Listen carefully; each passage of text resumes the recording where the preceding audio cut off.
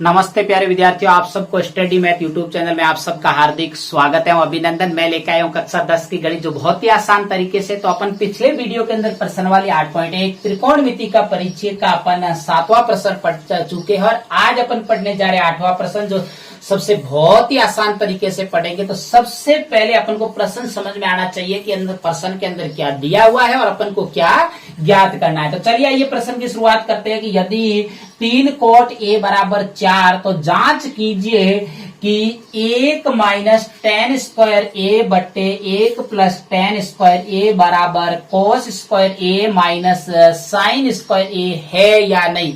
अपन को यहां से अपन को पता करना है कि ये पद और ये पद दोनों क्या बराबर है या नहीं, ये बताना है। तो चलिए आइए हल की शुरुआत करते हैं। और हल की शुरुआत से पहले की कक्षा 10 बोर्ड है, बोर्ड के अंदर ऐसे प्रश्नों को बहुत पूछा जाता है, तो अपन को अच्छे से तैयारी करके जाना है।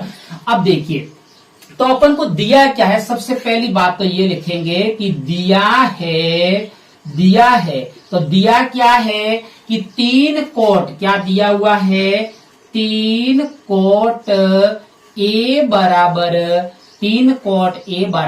4। क्या दिया हुआ है, 3 कोट ए बराबर 4। तो सबसे पहले तो इसको सरल करेंगे कि कोट अपन को तो मान चाहिए, कोट ए का मान चाहिए, तो 3 का पक्षांतरण करेंगे तो अपन चाहिए कोट ए बराबर होता है 4/3। 4/3 कैसे हुआ, क्योंकि जब भी अपन पक्षांतरण करते हैं तो पक्षांतरण के जो लेफ्ट साइड और राइट साइड की अगर बात की जाए तो अपन को जो इधर से जो 3 गुणा में है और दूसरी बराबर के दूसरी तरफ जाएंगे तो हमेशा भाग में जाएगा। तो ये भाग में चली गई संख्या, तो 4/3। अब अपन को कोट का मान प्राप्त हो गया है। तो कोट का मान प्राप्त हुआ तो सबसे पहले अपन क्या करेंगे, समकोण त्रिभुज बनाएंगे।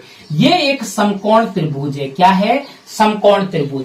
अब इस समकोण त्रिभुज के अंदर अपन को नामकरण करना है। ए से शुरू करना है, क्योंकि ए इसमें दे रखा है, ए बी और सी। अपन को पता है कि समकोण त्रिभुज के अंदर एक कोण हमेशा 90 डिग्री का होता है और 90 डिग्री के सामने वाली भुजा क्या कहलाती है, कर्ण कहलाती है। ये तो इतना पक्का हो गया। अब अपन के पास में कि लंब कौन सा है और आधार इसमें कौन सा है, ये तो बात अपन को यहाँ पे थीटा से चलेगी। इसमें थीटा बिल्कुल दे रखा है, थीटा ए दे रखा है, तो इस ए के सामने वाली भुजा हमेशा क्या कहलाती है, लंब कहलाती है। क्या कहलाती है, लंब। और जो थीटा के पास वाली भुजा क्या कहलाएगी, आधार कहलाएगी। क्या कहलाएगी, आधार कहलाएगी। मुझे उम्मीद है कि यहाँ पर तक आपको बहुत अच्छे से समझ में आया है और आगे अपन बहुत ही अच्छे से समझने का प्रयास करेंगे। तो सबसे पहले तो लाल बट्टे कक्का को याद करना है और याद ही रखना है कि इस बेचारे लाल बट्टा कक्का को जब तक नहीं छोड़ेंगे तब तक इन प्रश्नों को नहीं कर पाएंगे। तो लाल बट्टा कक्का के अंदर आपको पता है कि मैंने पिछले वीडियो के अंदर भी बताया था कि इसको साइन लिखा जाता है, इसको कॉस लिखा जाता है, इसको साइन कॉस और इसको टेन लिखा जाता है, इसको कोट लिखा जाता है और इसको सेक लिखा जाता है और इसको लिखा जाता है कोसेक लिखा जाता है। क्या लिखा जाता है, कोसेक लिखा जाता है। अब देखो, इसी के आधार पर अपन बहुत ही आसान तरीके से इसको हल कर लेंगे। तो चलिए आइए शुरुआत करते हैं कि सबसे पहले कोट को कैसे लिखा जाता है। ये सबसे बड़ी बात जाते है। तो कोट को लिखा जाता है आधार। एक का मतलब आधार और एल का मतलब लंब, मतलब कि आधार बट्टे लंब। कैसे लिखा जाता है, आधार बट्टे लंब, आधार बट्टे लंब। तो एक कोट को जो कैसे लिखा जाता है, आधार बट्टे लंब। अब अपन को पता है कि आधार अपने पास प्राप्त हो गया, कितना है, 4। और उसके बाद में जो लंब प्राप्त हो गया वो कितना प्राप्त हो गया, 3। अब अपने पास में ज्ञात अज्ञात क्या रह गया, कर्ण अज्ञात रह गया। जब कर्ण अज्ञात रहता है तो समकोण त्रिभुज की 2 भुजाओं का मान ज्ञात और तीसरी भुजा का मान ज्ञात करना हो तो अपन को हमेशा पाइथागोरस प्रमेय को याद करते हैं। तो चलिए आइए शुरुआत करते हैं पाइथागोरस प्रमेय को के द्वारा कर्ण को ज्ञात करते। तो लिखेंगे कि समकोण, क्या लिखेंगे, समकोण त्रिभुज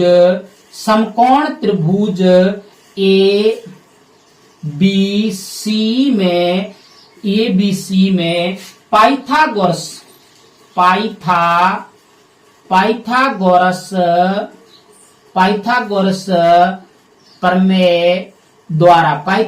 प्रमेय द्वारा अब अपन को पता है कि बार बार अपन ने कम से कम 8वां वीडियो पढ़ने जा रहे हैं, 8वां, तो अपन ने याद हो गया अब कि कर्ण, जो पाइथागोरस प्रमेय का सूत्र है, फॉर्मूला है, वो है कर्ण स्क्वायर। क्या है?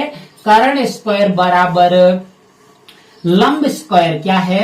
कर्ण स्क्वायर बराबर लंब स्क्वायर प्लस आधार स्क्वायर। क्या है? आधार स्क्वायर। ये है पाइथागोरस प्रमेय का फॉर्मूला। लेकिन अपन को तो कर्ण स्क्वायर नहीं चाहिए, अपन को तो कर्ण चाहिए। तो जब कर्ण को का फॉर्मूला होगा, दोनों तरफ अगर बराबर में वर्गमूल करेंगे तो अपन का स्क्वायर इधर हट जाएगा, तो इधर क्या बचेगा? कर्ण बचेगा। क्या बचेगा? कर्ण। और इधर अपन के पास में अंडर रूट लंब स्क्वायर प्लस आधार स्क्वायर, लंब स्क्वायर प्लस आधार स्क्वायर। अब अपने पास में कर्ण का जो फॉर्मूला है वो प्राप्त हो गया है। अब अपन को इस फॉर्मूले के अंदर अपन को मान रखना आना चाहिए, ये सबसे बड़ी बात है। तो चलिए आइए, कर्ण बराबर अंडर रूट लंब का मान कितना, यहां देखिए बिल्कुल स्पष्ट लिखा हुआ है, लंब अपन को 3 दे रखा है, तो अपन को 3 का स्क्वायर प्लस आधार कितना दे रखा है? 4 दे रखा है, तो 4 का स्क्वायर। अब देखिए 4, अब अपन को वर्ग याद होने चाहिए संख्याओं के। अगर अपन को वर्ग नहीं याद है तो कक्षा 10 की गणित को नहीं पढ़ सकते। कम से कम आपको 30 तक वर्ग और 15 तक घन आने चाहिए, तभी जाके अपन कक्षा 10 की गणित को सरल कर पाएंगे। अब देखिए, कर्ण बराबर क्या है?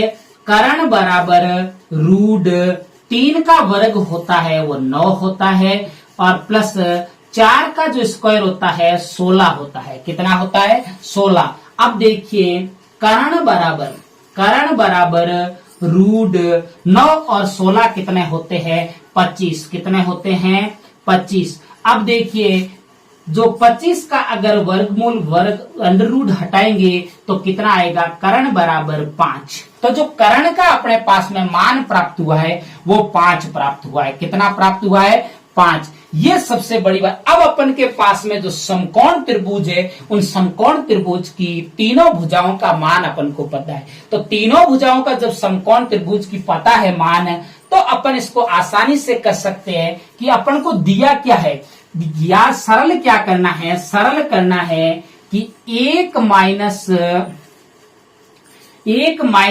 tan स्क्वायर ए बटे 1 प्लस tan स्क्वायर ए बराबर होता है, tan स्क्वायर ए बराबर cos स्क्वायर ए माइनस sin स्क्वायर ए। ये अपन को दिया हुआ है। अब इसको सिद्ध करना है कि ये दोनों बराबर है या नहीं है। मतलब कि इसको बोला जाता है हमेशा लेफ्ट हैंड साइड और राइट हैंड साइड दोनों क्या बराबर है या नहीं। इनका अपन को पता लगाने के लिए सबसे पहले अपन इनको सरल करेंगे। तो चलिए आइए इनको सरल करते बहुत ही अच्छे तरीके से। तो देखो, 1 माइनस tan को कैसे लिखा जाता है, ये सबसे बड़ी बात होती है कि tan को जो लिखा जाता है वो लिखा जाता है, यहां से अपन देखेंगे कि लंब बट्टे आधार। tan को कैसे लिखा जाता है? लंब बट्टे आधार। tan को कैसे लिखा जाता है? लंब बट्टे आधार का स्क्वायर बट्टे में वापस tan को वही लिखना है, 1 प्लस लंब बट्टे आधार। क्यों? क्योंकि थीटा दोनों के अंदर ए ही दे रखा है, न कि चेंज है। इसके अंदर थीटा अगर चेंज होता तो अपन चेंज कर लेते, लेकिन थीटा वही ए है और ए के अंदर लंब ये है और आधार ये है। अब देखिए, उसके बाद में अपन को बराबर का चिन्ह लगाना है, बराबर। अब देखिए, कॉस को कैसे लिखा जाता है? आधार बट्टे कर्ण। तो कॉस को लिखेंगे थीटा, इसमें भी एक को माना है, आधार बट्टे कर्ण। क्या लिखना है? आधार बट्टे कर्ण का स्क्वायर। देखो कॉस स्क्वायर करके रखा है, तो अपन को भी इसके अंदर स्क्वायर करके रखना है, माइनस साइन को कैसे लिखा जाता है? लंब बट्टे कर्ण। कैसे लिखा जाता है?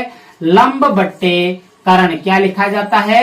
लंब बट्टे कर्ण का स्क्वायर। ये अब अपने पास में फॉर्मूला आ गया है। इसी के आधार पर अपन मान रखेंगे और अपना ज्ञात कर लेंगे अपन बहुत ही आसान तरीके से। अब देखिए, 1 माइनस अब अपन के पास में लंब कितना दे रखा है 3 बट्टे आधार 4 दे रखा है 3/4 का होल स्क्वायर बट्टे में 1 प्लस लंब वही 3 और आधार 4 3/4 का होल स्क्वायर।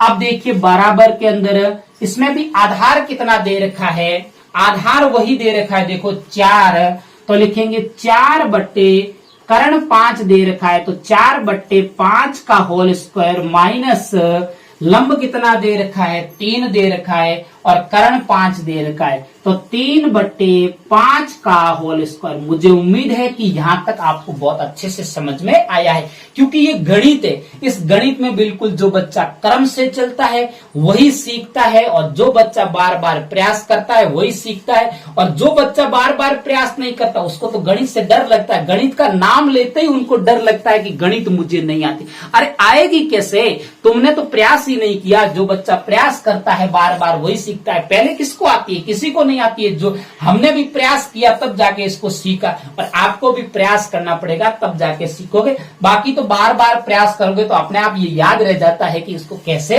किया जाता है।